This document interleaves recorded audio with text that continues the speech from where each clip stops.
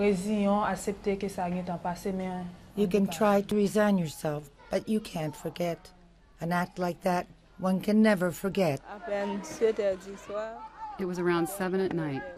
This man came up from behind and put a gun to my head. I felt my life was finished, that I would never be able to function in society again. They are the victims of one of the worst forms of violence against women.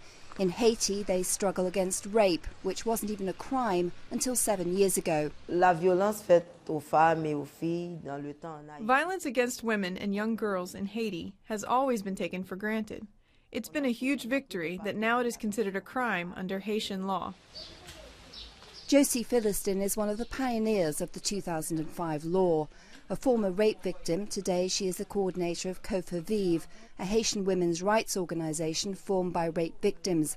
She says the law has helped educate women on their rights, but few cases have been brought to justice, especially in a country where human rights groups say poverty and weak state institutions foster a climate of impunity.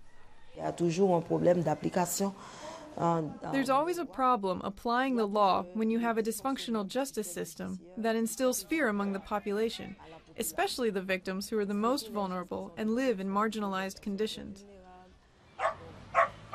In January 2010, a devastating earthquake struck Port-au-Prince, Haiti's densely populated capital, killing more than 200,000.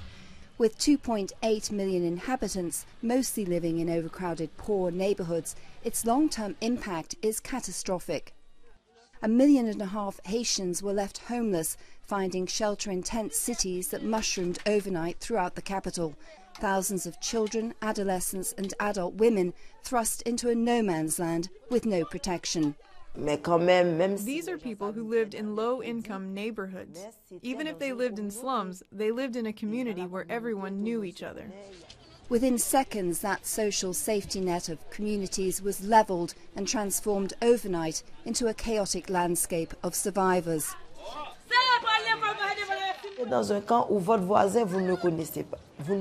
You find yourself in a camp where you don't know your neighbor. You look around, up, down, to the side, and you don't know a soul. People are living in inhumane, degrading conditions, and everyone is exposed. There is no security. More than 2 years later, 500,000+ refugees still remain in the decaying camps. With international emergency aid exhausted, they are among the most vulnerable, no longer receiving basic needs like drinking water, sanitation services or security. The UN High Commissioner for Refugees says there's an alarming increase in rapes and violence against young girls and adult women in these camps.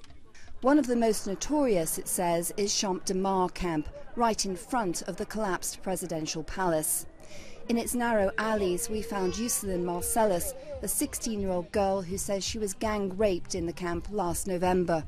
She became pregnant. Without family and nowhere to turn, she says she turned to prostitution to feed her 4-month-old child. There were 10 of them. It's hard. It hurts a lot. It's always in my mind. I can't forget. We were led to Yuselin's tent by 2 young men, Carlos and Ludner, who volunteer to protect her and other young women here. Since I was living in this camp for 2 years, I see many little girls being raped. Even they are 9 years old. The old people, young people, they don't care about that. We try to stop that right now. We made a big group, 50 guys, try to stop, the rape. But, we can't. We can't. Philistin says there's been progress. With the help of the Haitian police, more than 1,000 rape cases have been officially registered in the last 2 years. But with the judicial system still in limbo, many of those cases may never see their day in court. On the other side of town, at Camp Nicaragua, Delna Charlatan is both refugee and president of the Women's Watchdog Group, one of 16 frontline volunteer organizations working day and night throughout the camps. Delna and her committee check regularly through the camp to make sure everyone's flashlight has working batteries, and especially that every female has a whistle. We give all the women a whistle so that if any of them feel threatened, they can blow it. And everyone will be on alert and come to her rescue. When they locate a victim in a camp, they refer her to a place like Refugee, which has one of the few safe houses in the capital. Refugee's community workers are for the most part victims of rape or other violence themselves. In a first phase, we relocate the victim and her family. The mother and children are placed in a secure setting. During that time, the victim is sensitized to issues of reproductive health, gender-based violence, family planning, and community support.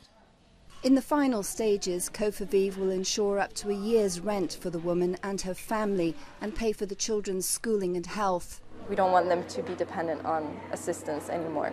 We want the assistance to help them get back on their feet.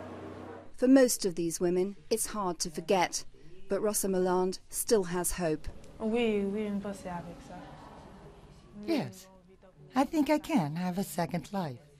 Julie Lindsay, Global Health Frontline News for CNN.